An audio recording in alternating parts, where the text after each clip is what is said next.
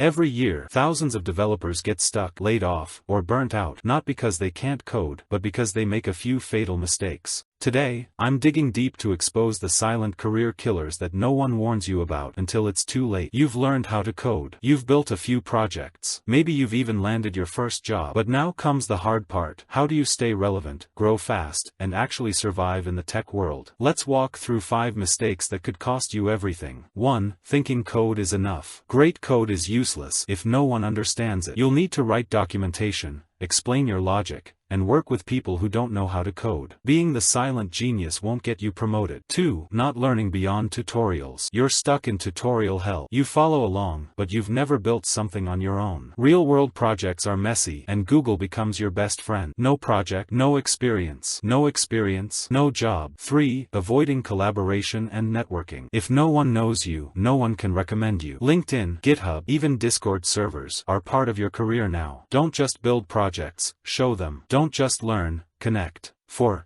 Staying in your comfort zone. You mastered JavaScript in 2022. Cool. But it's 2025 now, and TypeScript, AI tools, and edge computing are moving in. Tech doesn't wait. If you don't adapt, you become irrelevant. 5. Ignoring soft skills and leadership. The dev who explains clearly, mentors juniors, and owns problems, that's the dev who leads teams. You want raises and growth? Learn how to lead without a title. And the biggest mistake? Burning yourself out while chasing perfection. You push too hard. You never rest. You think grinding 24/7 proves your passion, but it doesn't. It kills it. Take breaks. Stay human. Long-term success comes from pace, not pressure. Most careers don't die in one big failure. They fade, slowly, from habits we ignore. Fix these mistakes early, and you'll thrive while others stall. What's a mistake you made as a developer? Drop it in the comments. And if you want to grow faster as a dev, watch this next video now.